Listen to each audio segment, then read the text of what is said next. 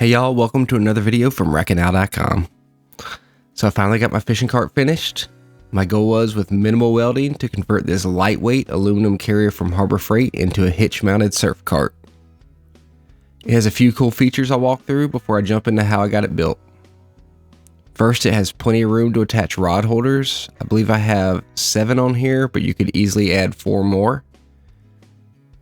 One cool idea I had was to take my sand spikes and with some knobs attach them to these studs so I could easily remove them when I got to the beach and then reload them while not having to have extra rod holders for the surf rods. This isn't novel, but it's just a firm kickstand. Given the extra weight it would have, I wanted it to be solid. And then I use this from my previous build I'll link to. This is just a bait station that integrates the bait knife right on the handle. This is probably my favorite feature. I allowed it to be hitch mounted. So using the factory holes, I have these tension pins that I put nylon washers to keep them nice and tight. And they slide right through to attach it to the hitch. So there's 2 on the back and then 2 on the front. And what this allows me to do is to quickly remove it when I'm just driving along to the shore. If I'm going to hit the highway, I also added these longer bolts that go to the receiver. Using the star knobs, I can get them hand tightened, and then I can also use them toolless so I don't need a wrench when I get to the beach. So you can see it's pretty firm on there. I wouldn't travel with rods in it because there's no way to keep them from bouncing out, but anything in the carrier should be fine. With the pins and those extra bolts, it shouldn't go anywhere. When you get to where you're going, all you have to do is remove the pins, and then the cart will just slide off. Once you remove them, I made it where the pins stay attached to the hitch so you don't lose them. As far as loading it goes, this is my normal cooler.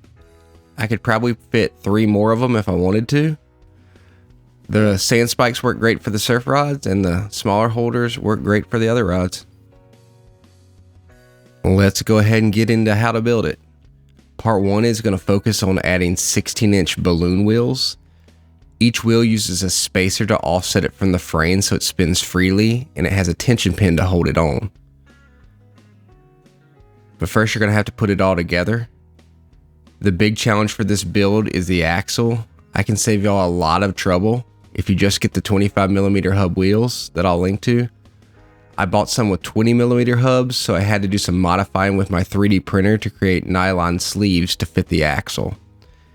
If you buy 1-inch aluminum round bar for your axle and pair it with 25mm hubs, you should be able to use 3/4-inch PVC for your spacers, which would be much easier.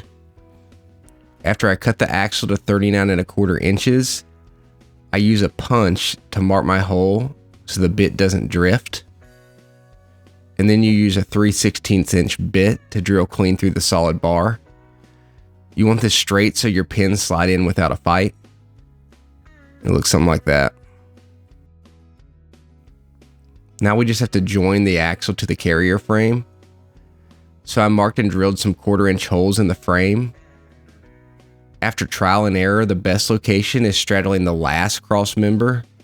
The video shows me drilling near the second to the last, but the last provides better balance.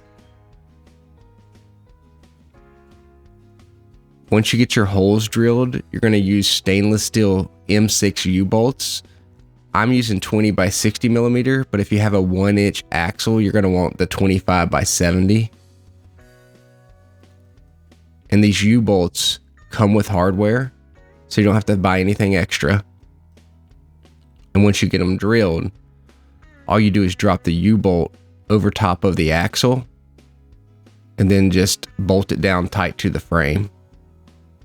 The hubs have a bearing, so they're going to spin so the axle doesn't have to.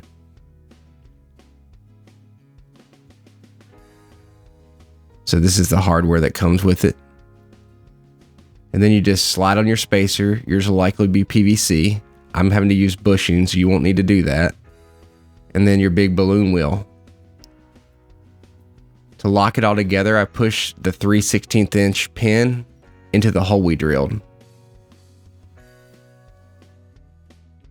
The next part of the build is going to focus on building this pull handle. I'm using a piece of scrap, which is 1.5 inch square tube with some 3D printed telescoping ends. But if you use a 1.25 inch piece of square tube, the 1 inch will just telescope inside it. And then you're going to drill a 1/4 inch hole. This is what you're going to use to attach it to the frame. The way I do it is I drill a hole, I drill through the frame, I put a bolt in to make sure it's square, and then I drill my next hole. This way it's always lined up in case you're a little bit off. Since this has to telescope, you're going to have to widen these holes once you drill through. So this is a 1/4 inch hole that I'm going to use to drill the through hole. But then I'm going to use a 35 by 64 inch step bit to bore out that hole so the bolt will slide all the way through. Once it's bored out, we can make our handle and our kickstand. To allow the handle and kickstand to telescope, I drill a series of 1/4 inch holes all the way down the length of the square tube. We're going to attach it with a PTO pin so we can just switch the pin to the correct height for whatever we're needing to do. So I'm using a 1.5 inch bolt to attach this with stainless hardware. And once you get that nice and firm, you can slide a piece of 1 inch aluminum square tube through this. You'll see my footing is 3D printed. I'll drill it through while the piece is very long, and then I'll just cut it off at the right length. Saves me measuring.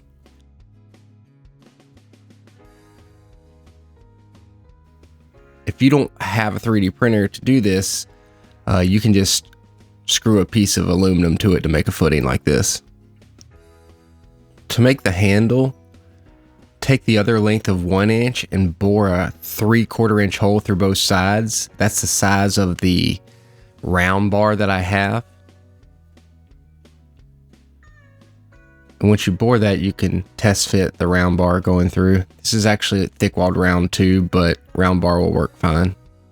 I happen to have a square tube bender that I bent the handle with. You can do a couple things here. You can bend it yourself, filling it full of sand and using 6063 aluminum, or you can just buy one that I'll link to. Once you have it though, you can drill it out like we did the kickstand and cut it off. The handle, I drilled a hole through the center of it, and then I screwed directly through it to hold it in place. I 3D printed some handle covers. You can do a lot of things here, whatever feels comfortable to you. And that's it. So the next phase is getting all the rod holders and accessories set up. I made this 3D printed template to just help keep my alignment straight because I was tired of going back and forth given the amount I'm doing. You don't need it, but it allows you to drill straight holes through that 2-inch round tube. It also helps you line it up on the frame.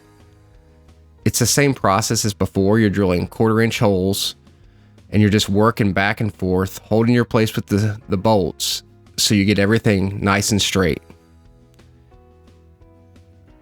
Once you get the initial holes drilled through the top frame, then you can anchor it with the bolts, and now you're drilling your through holes. Again, it's just a little bit tedious. The template helps, not exactly necessary, but it does help. You're gonna have the same problem before. We're gonna have to bore out this hole to 35 by 64 inch with this step bit. This allows the 1 1/4 inch bolt to pass through. You need the butt of the rod to pass through the top. And then on the bottom, you're gonna use a 3.5 inch bolt, and that is what the butt of the rod will sit on top of. I plasti dip the tops. I'll link to another video in which I do that. It just protects the rods from the metal. So here's the 3.5 inch bolt, stainless hardware, and then there's the 1 1/4 inch bolt.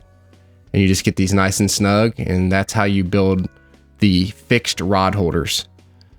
For the sand spikes, I'll link to how I make my sand spikes, but again, you have to get your spacing right for the rails of the carrier. drilling 1/4-inch holes. And then I'm going to drill holes within the frame, but I'm going to use a 1 3/4-inch bolt and some red Loctite to lock a nut on it. And this creates a fixed stud. So once you tighten it up on that Loctite, it should be semi-permanent unless you heat it up. I'll link to some other star bolts or star nuts, but I made my own with 3D printed nylon. These are going to be what I use to attach the sand spike, so it just slips on over the studs and gets tight. The last step is building the hitch mount.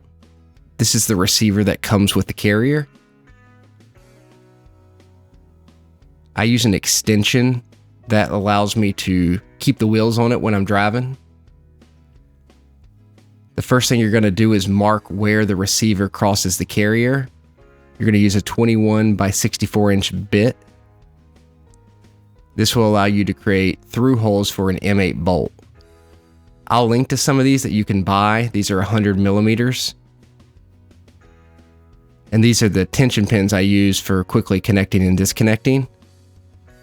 So the first thing you're going to do after you drill through the carrier for the M8 screws is take some washers and some flange nuts and remove the zinc by soaking them in vinegar. I'm going to glue the flange nut to the frame after I've stripped off the coating. You can either weld or cold weld it with JB Weld, so you don't have to have a welder. You're going to see me welding. I do the same thing with these washers, and this is because the holes are bigger than the tension pins, so I want it to be really tight.